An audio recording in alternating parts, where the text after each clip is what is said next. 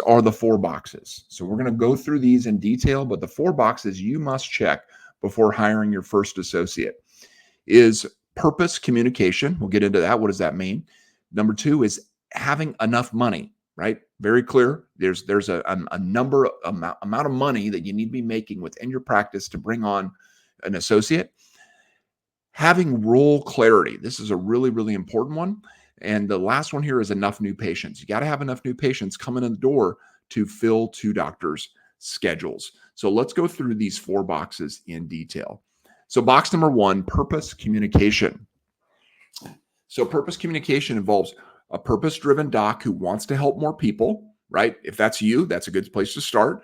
A clearly defined mission, vision, and values, and a desire to lead and mentor another doctor, right? To have a doctor come under your tutelage and be able for you to be able to pour into them and grow them into a more experienced practitioner. And so when it comes to communication of purpose, many times this quote from George Bernard Shaw is really the thing that's happening in your practice. The greatest illusion of communication is that it's actually happened. And so when you have a purpose, you have a strong purpose, a mission, a vision, values that you have established during that practice growth stage one, hopefully when you've established that foundation, the communication of that purpose has to be consistent and over and over and over needs to be done. You can never communicate your purpose enough to both your team and your patients in order to get your practice ready to bring on an associate. And so getting used to repeating yourself is a big part of communicating purpose effectively. You have to keep saying it, keep talking about the mission, keep reminding people, reminding your team of the why, right? Why are we doing this? Why are we helping? Why are we setting up this system? Why are we doing this? Why are we answering the phone that way?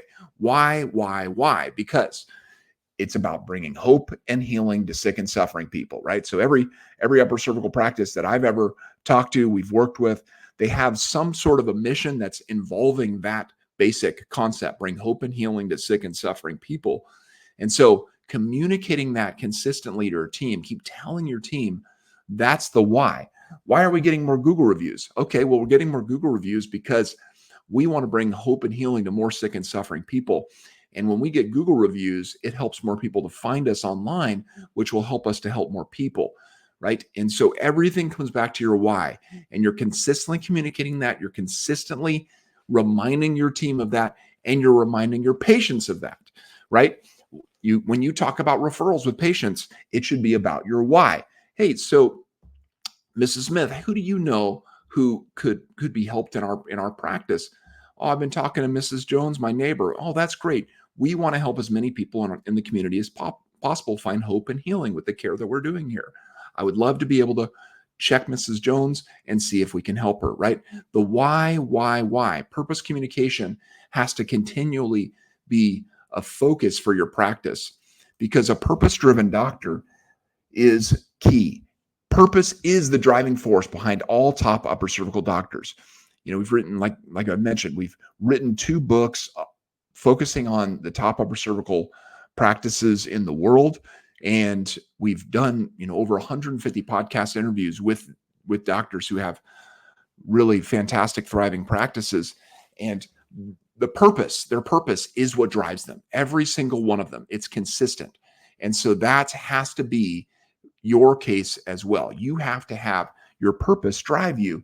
And as your team understands that purpose and lives that out as well, then when you bring in that associate, it's going to work much more effectively. BJ Palmer said, "A man without a purpose can be distracted, but a man with a purpose cannot be stopped." And this is the truth. When you have that strong purpose and you consistently communicate it, you cannot be stopped. You continue to grow. Your practice will thrive. And so purpose really involves 3 things: mission, vision, and values, right? So let's look at each of these. Your values is essentially what your company is all about. It's the collection of characteristics that outlines what it means to be a team member of your practice, right? It's what makes you a we, right? So when you talk with your team and you're talking about something that you're doing as far as like a system is concerned, it's this is how we do it. This is how we do this. This is how we do that, right? That's what your core values are. It's the we statements of your practice. It's this is how we do these things, right? And so defining those core values, that what it means to be a we within your practice, is crucial as part of this purpose communication. And we have this core values brainstorm, which is really a great tool. If you don't have core values, if you've never established these, go over to our website, go to ucmpracticegrowthsystems.com, click on resources and practice growth tools, and you'll see this free resource, core values brainstorm. It'll walk you through this exercise, ask you a bunch of questions, help you to really define it, capture the words that are real important to defining it for your practice, what makes you your we. And then from there, it's the vision, right? Making sure that you have a clear vision. What's that preferred future? Where are you going? Who are we as a team? Who are our patients? Where are we going, right? That communicating that vision of where you're going is a big part of this purpose communication. And then lastly, that mission, that rallying cry, that main thing that keeps the team fired up. Having that one sentence mission is crucial to have that as a bigger purpose, the crusade for the practice that you can rally behind, that everyone on the team can get up and say every day, yes, that's what I do. I'm excited about our mission. And so mission, vision, values is a crucial part of purpose communication, but also your purpose should lead you to want to lead and mentor other docs, right? If your big why involves bringing hope and healing to sick and suffering people, you're going to realize that you can only do so much as a single doctor practice. You're going to need another doctor. You're going to need another set of hands, another person to be able to see patients, be able to take x-rays, be able to analyze, be able to do CBCTs, whatever the imaging you're doing in your practice, be able to make corrections. That you only can see so many, right? But when you have another doctor in there, now you have double that capacity immediately. And so your purpose, your why should drive you to want to have an associate in the practice. And so some of the questions you want to ask to stir this in your own mind is, who mentored you in this work? How did they help you? What did you need to know to become successful in your practice? And so these are crucial questions to be asking yourself as you are working through this purpose communication. And so box number one is that purpose communication, having clear and focused purpose with mission, vision, and values, and that desire to lead and mentor an associate doc, and that consistently communicating the big why, the purpose, to your team and your patients is a huge box that you must check before bringing on an associate.